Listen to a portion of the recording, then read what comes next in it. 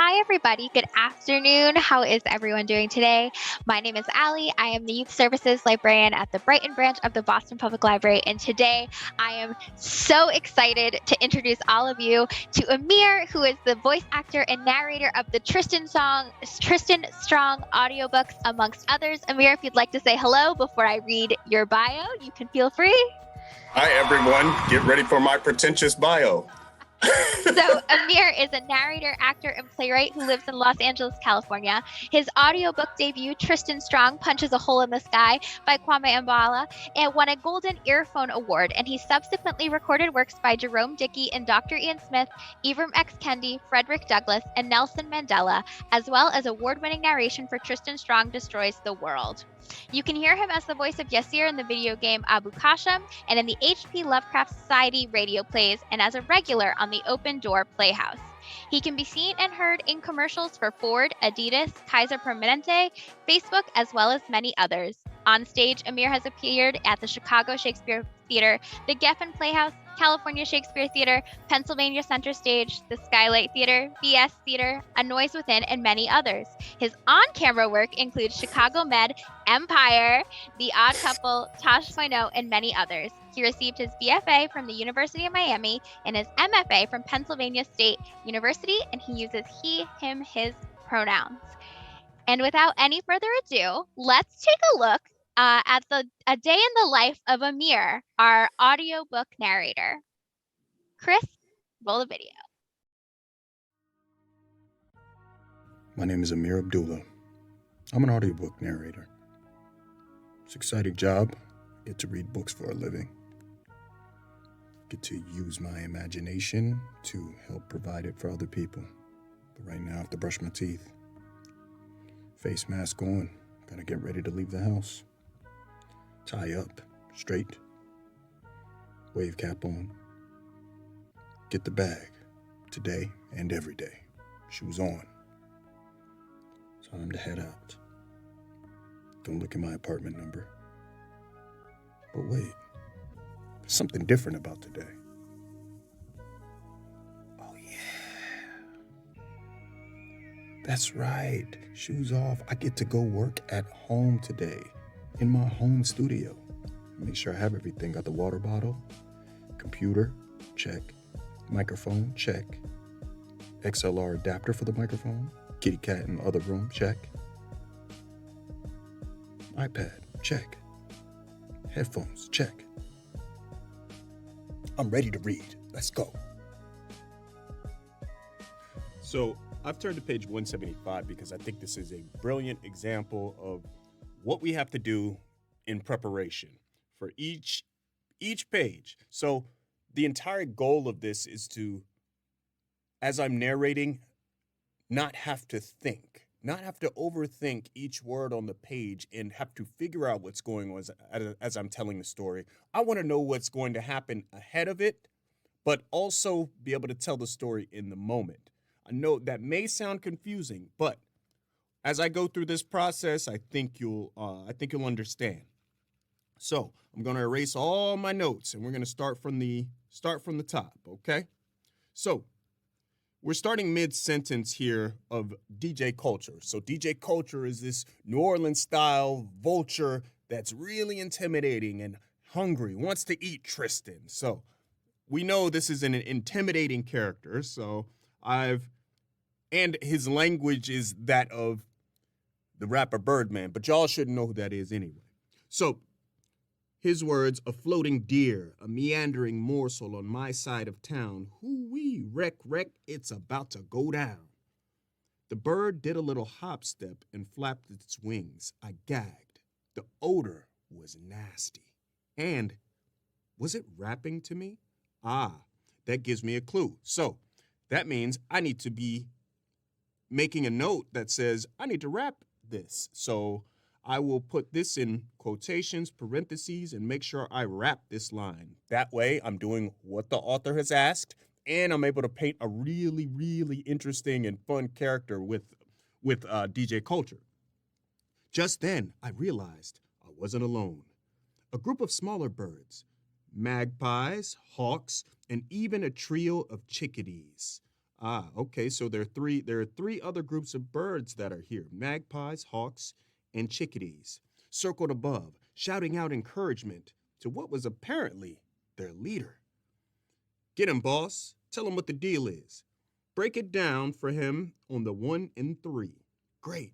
Hype men, hype birds. Okay, this is wonderful. So I have some clues as to what I'm supposed to do with these 3 lines.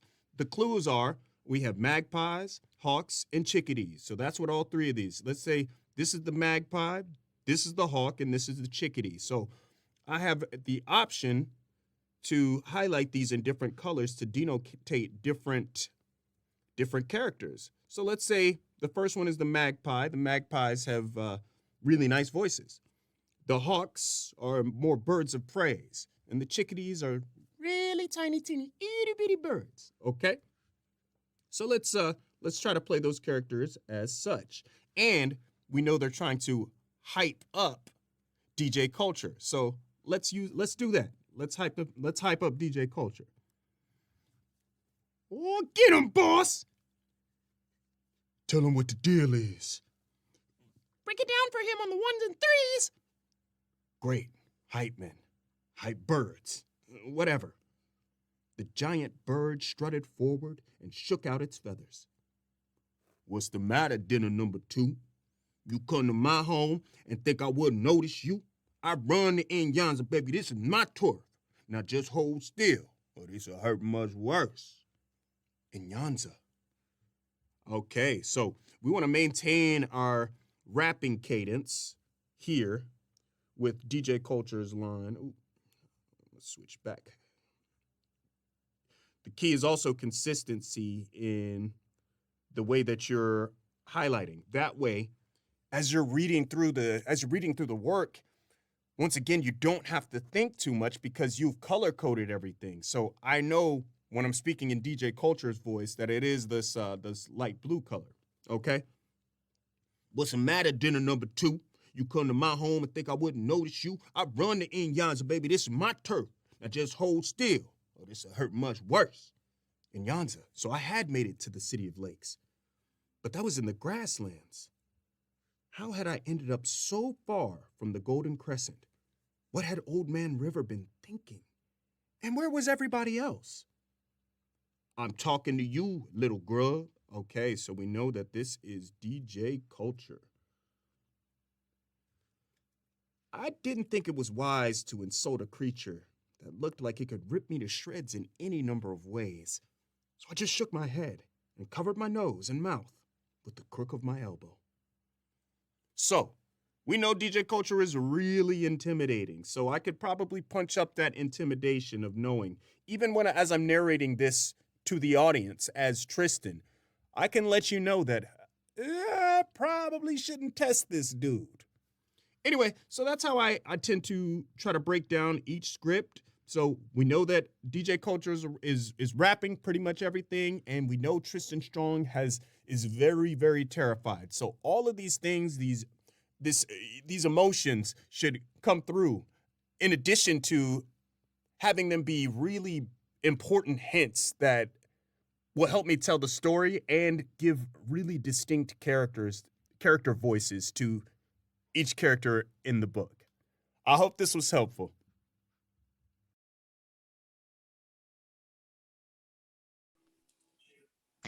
All right, that was so cool, Amir. Thank you so much for making that awesome video. And now, because this is even cooler, we're going to have you do a live reading for us from the Tristan Strong book that you did the audiobook for. So whenever you're ready, you can take it away. So this will be a selection from Tristan Strong Destroys the World by Kwame Mbalia. Anansi nodded. We have to be strategic. Narrow down the possibilities and be smart about where we go and in what order. That made sense. I tried to think while keeping an eye on Gumbaby, who was making bigger and bigger sap balls to generate larger flames on the sea surface. As I watched, the tiny terror rolled a sap ball as large as a melon, taking great care to make sure it didn't stick to the raft. She lifted it above her head, ready to cast it down as the ultimate sacrifice, when something wormed its way from the back of my mind and punched its way clear to the front. Flames, burning. Sweet peaches, I said. I know where to go. Where? Anansi demanded. Gumbaby tried to turn around to face us, but the unwieldy sap ball plunged to the sea below, landing with a large splash that sent up a blazing curtain of fire before it quickly subsided. You better say something useful, Gumbaby said angrily, making Gumbaby waste a perfectly good sap balloon. I started to continue, then paused. Sap balloon? Did Gumbaby stutter? Larger than a sap ball and with 7 times as much sap. Revolutionary. You mean revolutionary? Gumbaby knows what she means. Sap balloons are going to change the game forever. What game? Anansi asked, unable to help himself. The sap game. But Gumbaby wouldn't expect y'all dunderheads to understand. Big revolutionary things are going on over here. I looked between her and the replacement sap balloon she was trying to make. Sure. Okay. As I was saying, I know where to go.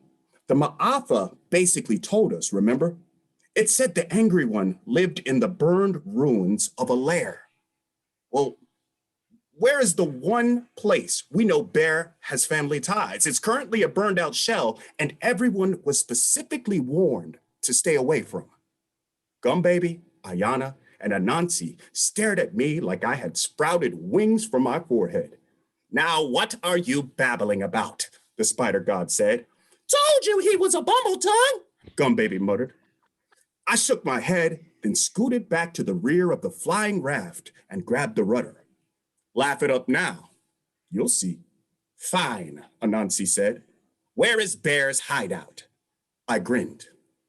Mid-pass.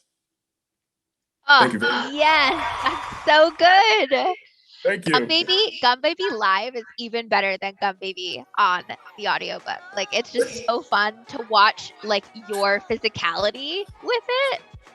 It's a really fun thing to do to create the characters, especially in this book. Like, I have separate inspirations for each one. So Gumbaby was definitely inspired by Chris Tucker. Like, I love Chris Tucker. I love his mannerisms. I love his voice. And so I'm like, who is like grating but hilarious and always wants to get their point across? Like Chris Tucker. I was like, this has to be the voice of Gumbaby. So, you know, when they make the film, if they can't get me, they can get Chris Tucker. No, I love that. But you can definitely tell it. Like, I also love that you like talk with your hands to tell the story too, because I find myself when I'm telling stories in story time, I also do that same thing. And I was like, it's really just such a cool way of telling a story.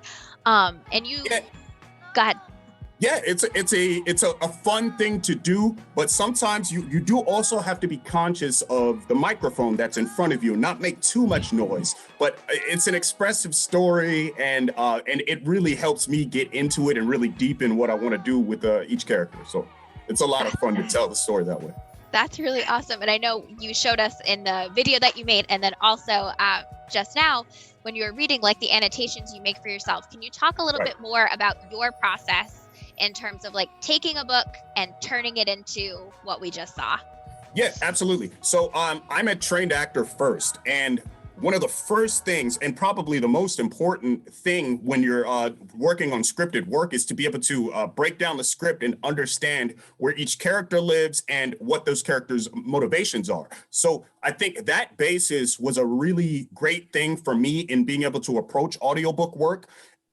The only the biggest challenge in that is being able to look at each character from each angle and then go, okay, where do I sit in the story? How do I serve? How do I work with the protagonist, who is Tristan in this story? How do I work with him and fit each character around that? So that's the first basis that it starts from. Plus, a lot of times the authors write the feeling or the emotion or where each particular character is coming from after the character has spoken. So I think even in that one, I missed one because it said Gumbaby muttered, and I didn't really mutter the line, but that's the sort of thing that you have to be conscious of. So if I make a mistake like that, the engineer will usually catch it, or the director of the project will catch it, or I'll catch it and say, may I go back and do that line again? So it's really about a way of being conscious of it before you get into the room and doing that prep work. That way, when you get into a studio or if you're working here at home, a lot of the work that you have to do, you're not discovering the story in the moment, which could be fun, but it's a trap, because what if at the end of the book, somebody says, oh, by the way, Gum Baby's French? It's like, oh, goodness. Well, I didn't know that. Now I have to go back. Oh, come on, Tristan. Like, what? So you want to make sure that you're adequately prepared and appropriately prepared for each book that you undertake. And, acting is the thing that got me to be able to prepare and break down a script in books. Cool. So in that same vein, a follow-up question off script already for what I sent you. Do you ever get to know like what a character arc is before? So Tristan Strong is a trilogy. So did you and the author get to talk about like if you should be playing a character a certain way, because in book 3 it's going to come out that they're like a bat? Like, do you have like perks now about knowing that kind of stuff? No, I know a lot of that would be a lot of fun, actually. No, I do have now, as I've grown in this industry, I do have communication with some of the authors of the books that I've performed in, or I've narrated, I should say. But a lot of time, but no, I mean, a lot of people want, these characters and these things are close to them, and a lot of times people don't necessarily know, where they're going to go or what reception that each character. I don't want to speak for the authors of these fine works, but a lot of times changes have to be made, and so they don't know. I don't get any sort of special communique as to what You can't tell us how it all ends. Right? Does Tristan end up with Diana at the end? No, I don't know. This is really all. I put together this whole program just to ask you that, and now that you don't have the answer, we're gonna say goodbye. Everybody. Thank you. I'm sorry. Thank you, everyone. I can make something up if you want to hear. But I do, like I said, I do go through the entire book once I get it, which I do get before you do. So that's the cool thing. I know it before the general public, but I don't know where Tristan's story goes for the 3rd book. And so I'm looking forward to finding out just as much as I think everyone else is. Awesome. So in terms of like when you're recording a series like this, do you sign a contract to do all of the books in a series? Do you have to like re-audition every time? What does that look like? So no, I didn't sign a contract for the entire book series. And I think the way they do, like part of the reason that they do this, I don't want to speak for publishers, but what if there's not a good reception to what I do? Because they didn't, when I was tapped to do Tristan Strong, I sent a sample in, like the publisher contacted me after hearing a demo that I had put up. So I basically took the way to make a demo. I took about a minute and a half of 2 different books that I thought showed my voice off and would be able to target certain audiences in certain books. One I did with a lot of different voices, which ended up lending itself well to Tristan Strong. Yes. And another was sort of a nonfiction motivational text. So those are the 2 demos that I put up on the website called Ahab Talent, and I sat for a year. I didn't get any bites. Nobody said anything. And then one day, lo and behold, I opened my email up and they're, hey, we heard your demo and we'd like for you to audition for Tristan Strong. So I sent, they send me a chapter. I read a chapter or a couple of pages. I send that in. They tell me they like it. Now, for the first Tristan Strong book that I did, Tristan Strong Punches a Hole in the Sky. That was my very first audiobook foray. So it was a big deal, and I didn't know the things that I know now. And so, but I didn't approach the work like I knew everything. A lot of times people will say, fake it till you make it here, especially here in Los Angeles where I live. They tell you to fake it till you make it. I'm not capable of doing that. I have to tell the truth. So I was fortunate enough to talk to the director of the project, Olivia, who, and communicated with her that, what's the proper protocol? How would you like for me to come in? How would you like for me to, what do I need to have prepared as far as on the day? So I approached it like I would any other script that I was acting from, but at the same time, what are those technical things that I need to bring? So I found that the iPad is essential, because when you're working with a really sensitive microphone, you don't want to be able to hear someone flipping the pages or turning pages, right? And so because that creates more work for the editor who is going to have to cut out each page shift. So you want to make this as seamless an approach as possible for everyone, because there are unseen people that have to do more with what do more than just than performing. This is just the first step. There are audio engineers, there are quality control people, there's a director. There are a lot of people that don't get the credit and don't get to come in and appear with Boss above the Library, Brighton branch, like me. But I give those people credit because they help you, they help me and or you sound good. That's awesome. I mean, you talk about like, there are so many people involved in this project and so many moving parts. In your experience, what is like the kind of timeline from when you book the gig to kind of when it goes out in the world?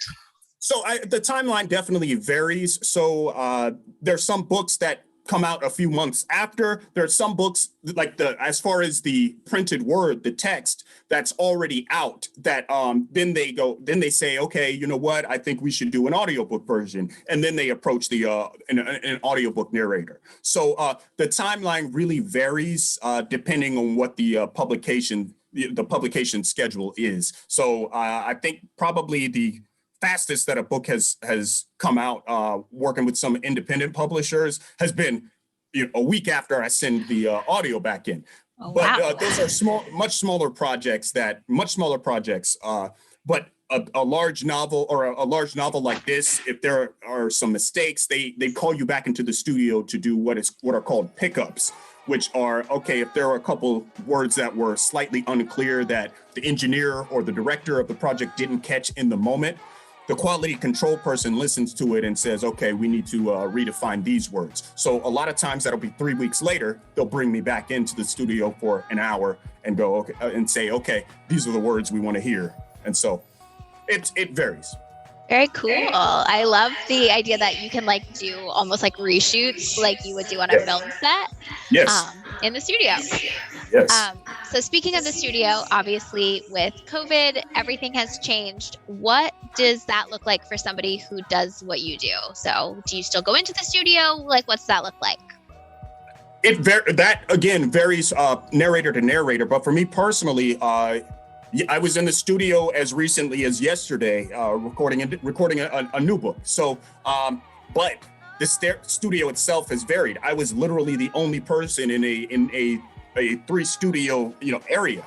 I was the only person, and the engineer is back behind a glass wall. You have no interaction with the person. You're obviously wearing masks in any common areas that you would be in, and they don't want you to. You can't eat inside the studio. You can't do those things. So, and they sanitize. They have huge sanitizing fans. They have a person that comes in and cleans everything every day, like every single day, even if there's not going to be a new person in the studio the next day. So there are massive amounts of precautions. But I personally have also had to invest in my own setup. And once again, I'm relatively new to the audiobook game, as they say. But there are certain steps that you have to take in order to be able to preserve audio fidelity, in order to make sure that you can put forward high quality work while also not going broke, because you can invest in, you can spend tens of thousands of dollars in equipment and get that perfect sound. But the problem is, what if you don't have tens of thousands of dollars to do that? So you have to improvise. I personally, I bought that setup that you saw in the intro video with the plywood. I built that myself, along with help with Shayna, my partner out there. But it was mostly me. And so if she's watching this, she's gonna get me. So if the stream goes down, you know what it is. And so I had to. I filled it with the soundproof foam. Soundproofing is what they call it. I put it. It's 4-sided in here, and I want to actually put like the box is right next to me. This sound box is right next to me. But microphone wise, XLR and already the program, the software that I use on the computer, Adobe Audition, were things that I had to invest in pre-pandemic because they're basically essentials as far as producing something quality, producing a quality audition material to send in. In terms of the audition process, you talked a little bit for Tristan. You had just like put your demo up and you kind of got contacted to come in for an audition. What does the audition process look like for audiobooks or voice acting? The typical audition process looks like, so again, this is going to be something that once again varies, because a lot of times, like now where I am, I've gotten direct offers where an author has heard Tristan Strong and says, you know what, I want this guy to do my book. So they've contacted my agent in Chicago and says, and my manager here in Los Angeles, and they say, okay, we want this guy. So this is, what's his rate? Because we want him. And so a lot of sometimes that happens a lot for people once you get really established. But other times they say, if they don't know you that well or know your work that well, they'll say, hey, okay, send me, here's a selection. Here's about 4 pages. Please send this in by the weekend. And so you have to take the time, look that over, read read the summary, because they don't send you the entire book. They send you just a section. So you have to look that person up. You have to do the research and determine who that person is, who the author is, what his genre is, and then approach the work that way. Sorry, I saw somebody walk in the background. Sorry, yeah. I said, because I thought your background was like a, Oh no, this is my actual library. You can tell because it's a little bit of a mess still. Don't look at it. No, well, I was like, oh, wow, she has the movie. I was like, she has the movie background. That's cool. This is my actual library. That's really cool. I guess, when you're first starting out, it must feel kind of daunting, but now it feels like you've gotten to a place kind of where you get to do this a little bit more freely and there are more opportunities for you. But let's talk about the very beginning of your career. What did it look like before you were award-winning narrator Amir? So my entire foot was just in, was not, I don't want to say just because I love acting, was only in acting and with a dabblance or dalliance in writing. And that actually led to this, because I was doing a show at Rogue Machine Theater here in Los Angeles called Les Blancs. And there's a wonderful actress who was in it. Her name's Fiona Hardingham, who happened to be an award-winning, like an incredible audiobook narrator, and like huge. And I was like, okay, like you never know who you're in here acting with, and so you have to, you should always be kind anyway to everyone. And Fiona, I got into, I had a good relationship with her, and she said, your voice is good. You should look into this. And she not only said you should look into this, but also gave me the resources and told me exactly what to do, basically a checklist of what to do in order to do it. And really then the ball was in my court to actually do it. But I absolutely give her so much credit for planting just that seed in my mind, because this wasn't something that I thought was really a viable or a possible thing for me. And so a lot of people will say they're self-made or they did everything on their own, but that definitely is not my story. There are a lot of people that I have to thank, but even beyond that, like my mom, if she's watching, my mom, maybe, like, I'm telling you. So this is why I really was excited to do this, with Boston Public Library, because my mother she studied library science. She worked at the Library of Congress at the top of her field in library, Emory University. Like my mom was deep seated in libraries before she decided to have us, and then put that in. So really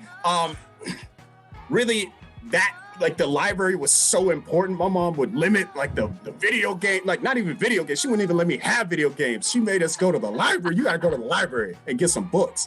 And so you don't appreciate it back then, but I definitely appreciate it now, because now I have you here. Well, see, then you got to thank my mom. Thank you. She had us reading like crazy, and I was like, it's great, because those things are really the things that planted the seeds to be able to do this. Like, what kid in Jacksonville is like, I could read books for a living. That's like a dream for a lot of people. Yeah, I mean, for me, right, my mom was the same way. She took me to the library all the time, and that path was very obvious for me. I was going to go do what those grown-ups I had seen at the library were doing, but in a way, like, you are literally reading to kids in a lot of ways everywhere that they can get their hands on it. And I think that's so cool. That's why I was so excited when I was put in touch with you, because I was like, yes, I was like, this is a totally different way to approach the same kind of love that I have for books and like telling stories in a cool new way. And so what advice would you have for somebody who maybe hasn't had their big break yet or doesn't have a Fiona just yet? Okay, the advice that I would give is someone who's just working toward a career. I didn't know I was going to be here. So you never know. Number one, you never know where things are going to take you, so long as you show up as like your best self. Number one. Number two, I would also say, make sure we all redefine our success. Make sure we're the ones who are actually defining what quote unquote success is or big break is or whatnot. Because I don't even necessarily feel like I have a big break, but I think that's what a lot of people who, no, really, like I'm not being fake humble. I'm just saying, because there are other people that are really doing it. And this is exactly what they want to do only. I like to do a lot of different things. I have my hands in a lot of different pots. And so make sure you are the one who is actually getting the opportunity to define what success is, because a lot of people have no idea what this industry is and only sees the outside or the outward output that, okay, I got all these awards, so that's what successful is. A lot of times for me, especially now, like I think this in 2020 has given us a lot of people a perspective and a refocus in life that all of this can be gone, can be taken away. And so, if you are doing your best every day and putting your best foot forward and trying to strive toward a goal of positivity, you're doing great. And just keep going. I love that. That's it. Like that's it. And craft great relationships with people. Just again, putting your best self forward all the time, because you never know. I didn't know that. I didn't know I was going to be here today. So that's awesome advice. And I think really important for like any kind of job, or like being open to the idea of like something you haven't tried yet, you did when Fiona told you. I was going to say, for me, like, we were talking about measuring success. When I heard, we have a mutual friend, Sarah, she was the one who said, oh, I actually know the guy who does the Tristan Strong audiobooks. And for me, I was like, oh my God, like that is incredible, like so cool. Like, and it's so interesting to hear how you put it in perspective for yourself in terms of your career. Because for me, I'm like, that's it, the peak of the mountain. Yeah. But like, there's so much more still for you. And I think that's amazing. And in this field, there are so many different types of books and things that you can do. Which leads me into a question that I did give you beforehand, but it's still a tricky one. Do you have a dream book that you would want to record, even if an audiobook already exists? Is there a book that you're like, give me that, I wanna be the narrator? Yes, there are a few, but I think if I said one, it would be the Odyssey, Homer. The poetry is beautiful, and the story itself, a person striving his hardest, going through a million different trials with the goal in mind to get home, is, it's beautiful, it's poetic, it's haunting, and it really has like certain allegories, with today's society, and that's why it's one of the greatest books of all time. Poem, one of the greatest poems, I should say, of all time. Also, I gotta give a shout out to the fellow millennials, because back in the day we had, like, I remember the episode of Wishbone, the dog. They used to go to the library and like have all the books and stuff. He did an episode on the Odyssey where he was Odysseus, and that thing was fire. The millennial, the old people will know about that, and so I want to give a shout out to us. It was a good episode. It was a great episode. Remember that? See, that's what I'm saying. See. That one was great. Like that. I love that. So would you say that indirectly Wishbone is responsible for maybe where you are now in life? Nah. I can't even do that. If you talk about turkey, maybe. Like I pulled the wishbone. No. No, but it was pivotal. Like it was pivotal in the sense of like I remember that episode so vividly. Like the dog with the collar. You know what I'm saying? He had a sword and everything. That was cool. Like it's ridiculous. But it's ridiculous. A dog. Why? Why do they do that? I don't know. But it was cool. And like I remember it. And it got me to the library. That Reading Rainbow, like that was what we came up on. And like it was awesome. Like it was awesome. It was an awesome time. And I think that's also why I wanted to be here today, because I want to give props to you, because for changing this, putting this in an online form to make sure everybody can be able to access it and make it actually cool. Even though you have me on here, I'm not very cool, but we're not gonna do that. You're cool. We think you're the coolest. Oh goodness, you should do better. No. Listen, audience, don't let him fool you. He's very cool. Speaking of animals like Wishbone, we did have a question about what your cat's name is. And now that you work from home, does your cat ever mess up your recording? Oh, her name's Gray. And a lot of times she messes up my self-tape recording. If I'm doing something for acting, she loves it. Like if I turn on the lights out there. She's the star. What are you doing here? And it's right when I get that perfect take and I'm like, yeah, I'm killing it. And then wow. I'm just like, really? And so sometimes I have to put her in the room and it's sad, but it's fine. But in this room, this area, my quiet space here, no, I keep that door closed and let her have free reign out there. So she has some space to play and do her thing. So she doesn't come to the door and scratch. She doesn't come to this side. So she behaves herself, but Gray, love her. Did you learn anything about African mythology or history through recording the series? So like outside research that you did maybe, or anything like that?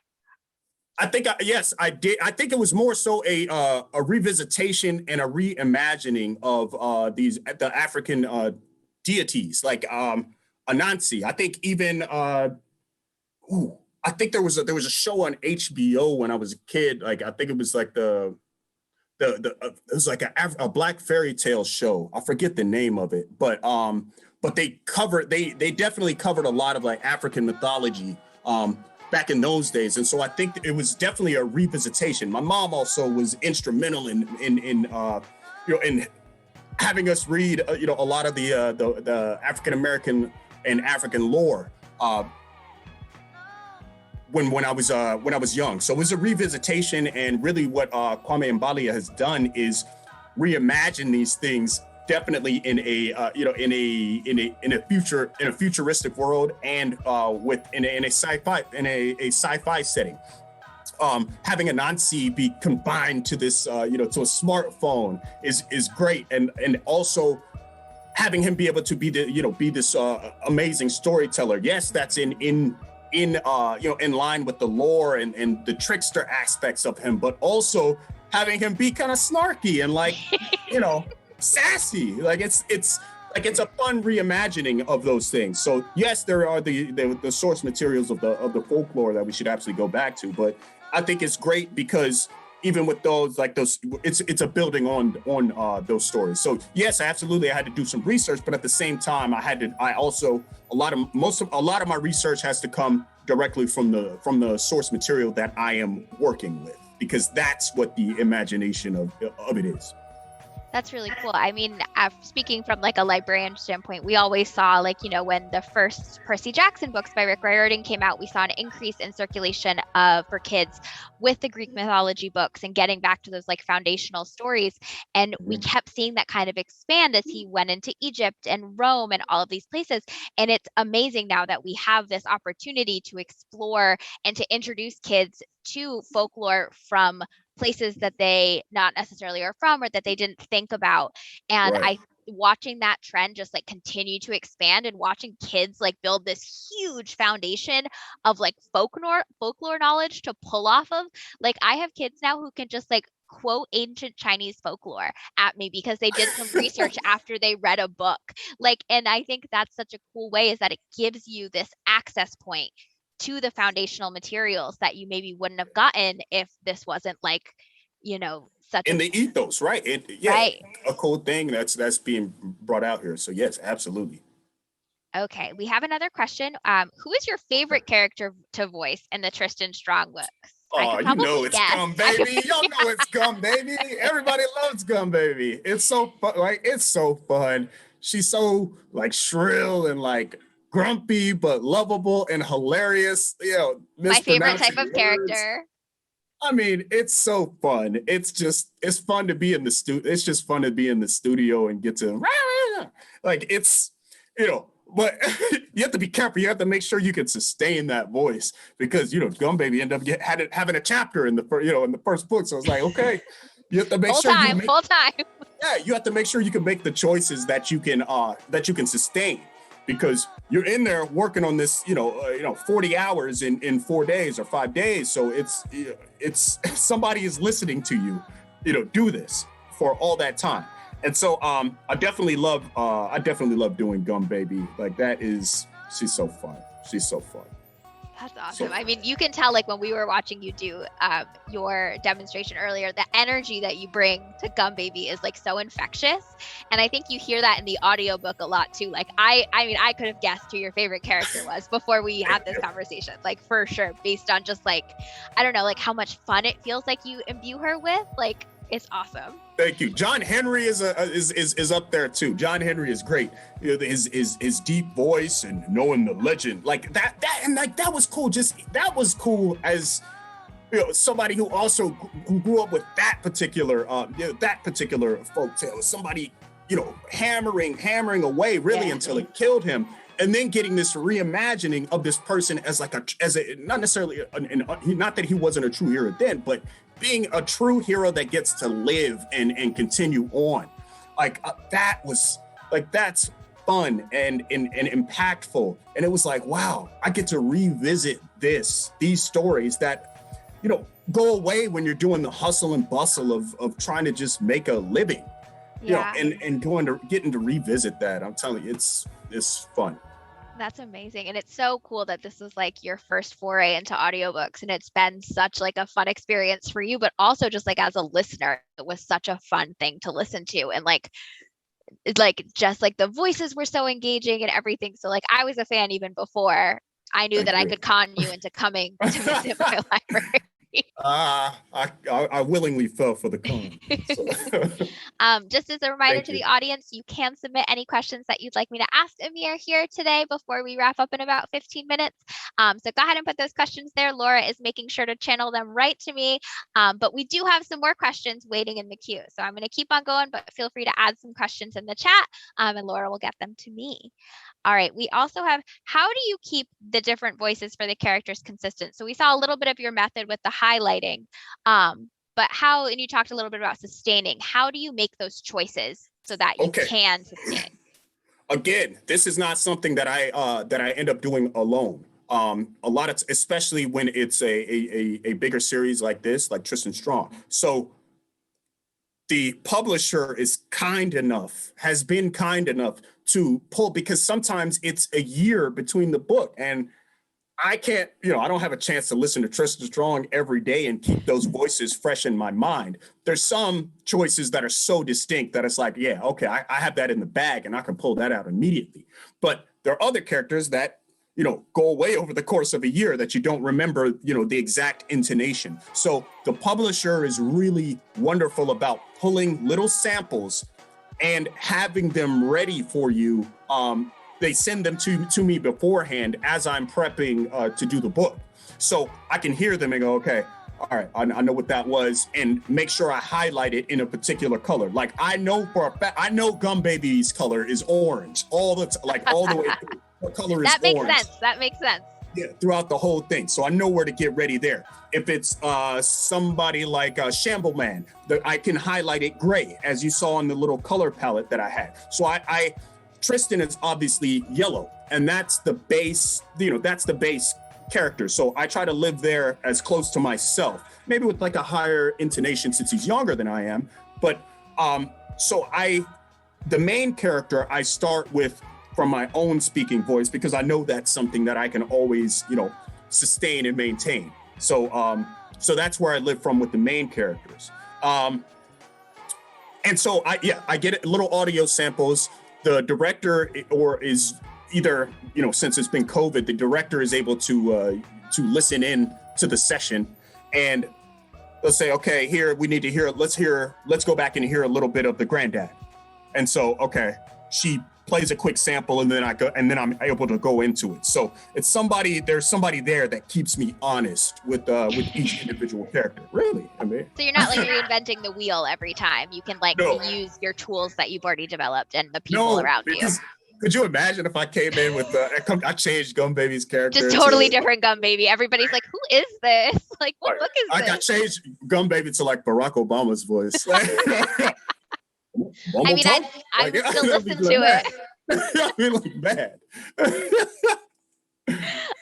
We have, who is the most challenging character for you to voice? And you can go outside of Tristan if there's somebody that really sticks out to you. I think, to be honest, I think Ayana, she's a young, fierce woman, and trying to make sure that I'm able to distinguish each female identifying character as I think is the hardest thing for me, because at some point my register does stop, and I can't do everything as this high. Nobody wants to, it's not really pleasurable to hear that 24/7. And so I have to make those slight changes, but in some ways I wish I had like the talent of somebody like Robin Williams, where I could sustain, and it would just be really interesting and palatable to listen to, palatable to the ear, to listen to. And so those characters like Ayana, Keelboat Annie was great because she's a little deeper with a little more soul, and rowing this book, she's a strong woman, basically, like the female identifying equivalent of John Henry. So it was so she was a little easier, but I think younger female characters tend to be harder for me to voice, but I try to do the best I can. I mean, I enjoyed it again, so I think you're doing a great job. Thank you. We have another question. How do you handle pronunciations that you aren't sure about when you're recording? Okay, first thing I do is make sure I know what every word means. If there are some words that don't, that are made up, then that's where it gets a little more difficult. But again, for this particular book and for many others, they send you pronunciations. But before I get to that point, I also look up each word. I love Google. I love Google definitions, Google Dictionary, because I can look up each word. So right now I'm prepping a book by W.E.B. Du Bois, which is extremely the words and the language that this brother used is just really flowery and eloquent, and there are words I have never heard of. I'm looking words up left and right, and I'm just like, okay, I got to get in the studio and some this thing. Okay, 4-syllable, 5-syllable words in one, in several of them in one sentence. I have to go up and define each word and listen to the pronunciation that Google Dictionary has. Or if that's not available, then I go to the Oxford Dictionary online. There are other resources too that I've seen on certain audiobook forums that people can use to look up. But the publisher also sends you a list in how they want a particular word to be said. So that's where you're supposed to go from. But the first thing, because you want to prep on your own, is to make sure you have those definitions yourself and those pronunciations yourself. And I make notes I annotate the script. Once again, as you saw, I annotate the script so that when those words come up, I'm able to sound it out based on the phonetic spelling of each word. Again, that also goes back to my acting training with working with IPA, the International Phonetic Alphabet. Like, these are skills that I learned, that I had a basis in, through my education. So everything ends up coming together and being used, and I'm very fortunate for it. Yeah, I love the transferable skills from your like stage acting and film acting into this, where you're basically acting, but we don't get to see it when we're listening. And I have another question here, but I do want to just share. I wish that I had listened to more audiobooks as a kid, because I was a mispronouncer, because I would just read everything and I'd never look it up. My mom tells a story to her fourth graders every year about the time that my doctor diagnosed me with pneumonia. And I looked at the diagnosis and I said, that's what that word is? Because I've been calling it pneumonia for years, because I'd only ever read it. So I'm glad that they help you out with that, because an audiobook made by me would be a hot mess. So hey, I'm glad. Let me take this. I'm glad my mom doesn't run an audiobook company, because she would make us look up the words. Like, if it was something in the book that I'm having to read, I would say, okay, what is this word, Mom? Look it up. Oh my gosh. Why can't you just tell me what it is? Look it up. Well, the crazy thing is, like I said, I use it every day. Now I'm like, okay, I don't know this word. I guess I better look it up instead of waiting for the publisher to send me what it is. Yeah, the publisher's like, oh, we sent this to you. And you can be there and be like, nah, I used my mom skills. My mom skills. On your resume, it just says, Mom taught me to look words up. Yes. We have another question. That's similar to what we're talking about. Did you listen to a lot of audiobooks or read-along books on tape when you were growing up? Or do you listen to audiobooks now that you are in the field? I do now more so that I'm in the field. I have to listen to them. I definitely feel like I have to listen to them, because there are certain cadences, because it was such an adjustment for me, because even I think in my own personal life, I like to read things, even if I read them aloud, I read them faster, and I try to speak faster. And so I think the main key was to slow it down, because it's not just going to be people like me that are listening to the book. You have to make sure you can reach an audience of people who, maybe, who English is not their first language, or who are just getting a command of some of the things. So there definitely was an adjustment for me. And listening to audiobooks now, for me now in particular, is also research as well as something that's interesting and fun to do. But no, I was a reader. I like to read. I like to read it personally, myself, each book. And so so I don't want to say I wasn't a fan of it, but it wasn't the first thing that I would go to. Now, I do remember we had this CD at the house of Stephen King's The Mist, that short story, when I was very young, and I remember listening to it, and it was an audiobook. And so CDs are little discs for the Gen Z. I'm just playing. All right, don't hurt me. Don't blame me in the comments. I'm just messing with you. But so we used to listen to them. We used to listen to them listen to that in the car, and they really did a great job with creating the atmosphere around it and really giving you that creeped out vibe. And so it made the story live. So yeah. All right. We have a little bit of a more technical question now. Someone asked, what kind of mic do you use? So I use a Blue Cardio, which is a studio mic. Not necessarily a particular audio, a voice mic. So I bought this microphone and in the XLR adapter and everything that I showed in that first video, if people were there to see it. But I bought all of this from, again, a DJ, a friend of mine that I knew out here in LA, and he had some extra equipment, and that was on the list of things Fiona told me to make sure I got. I'd gone to other other workshops and stuff, like voiceover workshops and everything. And they told me what kind of microphone, that the XLR microphones tend to produce better sound for these type of things.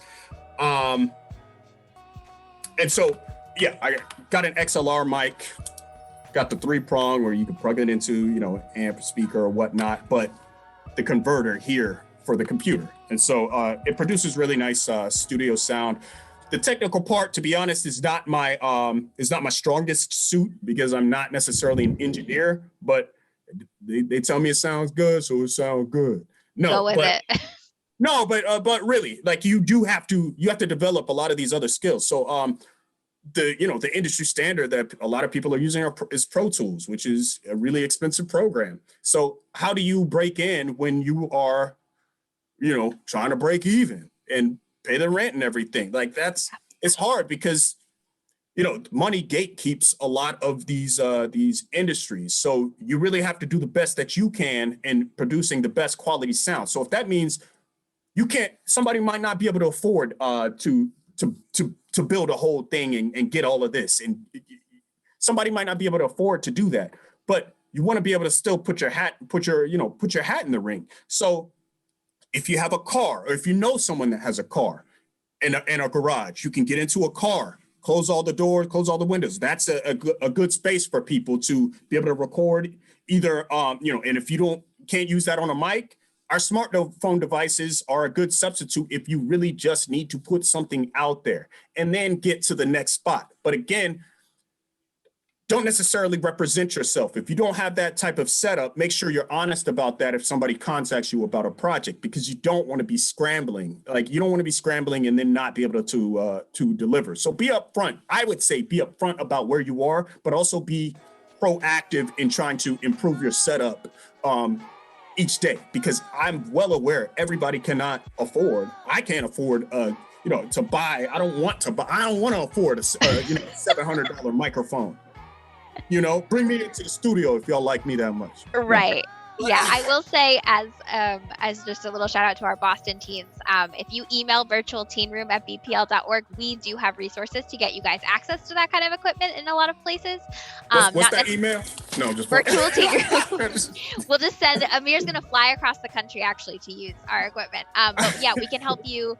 And there are classes and workshops and stuff that we can help you with to kind of get set up with that kind of stuff. So a little plug for us too. Yeah. All right, 2 more questions and then we can wrap up. In terms of making a demo, do you think it's better to have an agent or manager first, demo first? What should your demo kind of feel like? What's your advice? So in terms of audiobooks, a lot of these things don't necessarily go through my agent or my manager. I get contacted directly. I have to try to find my work directly if something fortunate doesn't happen, like someone contacts me, which has happened, but it's work begets work. So how do you get that first thing? So there are resources, not even resources, but databases online like ACX and Ahab Talent, where you would put your own demo up. If you're fortunate enough that your agent or manager is really into audiobooks, then I'm sure you'll get some sort of hand in that way to help you. I mean, there's some agencies that have full audio studios that you can go in and work in. There are other agencies that don't. There are other agencies that that focus on one thing, really focusing on camera and stage and voiceover work.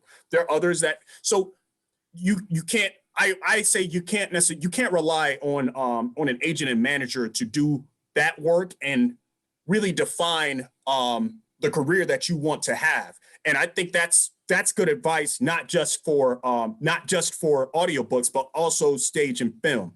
Make sure you're going out and doing the best that you can, and let the agents do the work that they do. So cut your demo, put it up on these sites.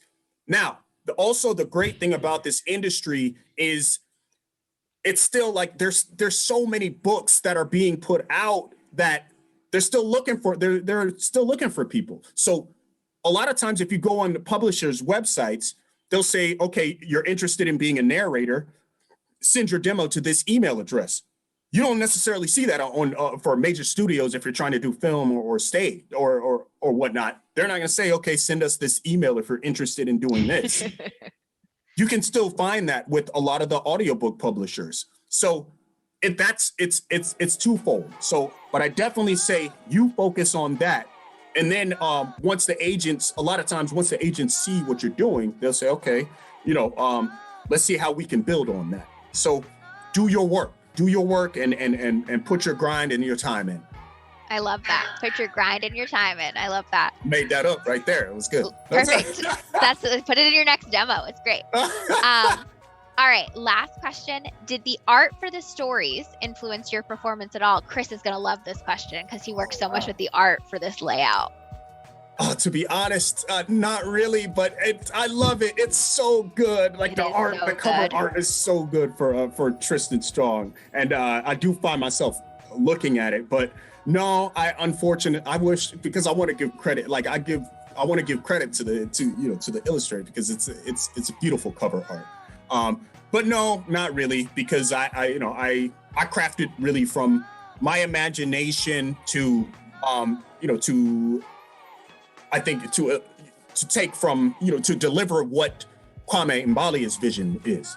So that's how that's my job is to work from what he wants or where he's coming from and bring his vision to life. So that's where most of my, that's where my main motivation and everything comes from.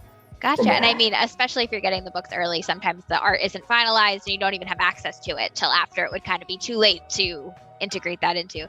But that's awesome. Amir, thank you so much. You survived. You weren't sure. You weren't sure. But you did. You did fantastic. Before we go, I just want to say thank you to Chris Jacobs and Bree and Laura for helping out to run the stream behind the scenes. And thank you all for coming and hanging out with us today. If you'd like to see more of our content, you can give us a follow here on Twitch. This video and interview will be up on YouTube in just a couple of days. You can check us out there as well. I'll make Chris give you that really long hyperlink for our YouTube channel. We'll be back on Tuesday for our Twitch anniversary stream. So if you want to stop by between 2 and 6, we'll be doing a lot of different activities. And on May 13th, we'll be having another talk just like this, but with an author. Brittany Morris will be here and Laura and Michelle will be here with all of you for that. And other than that, I'm Allie. This is Amir, and this has been Strong Voices. We'll see you next time. Thank you. Bye, everybody.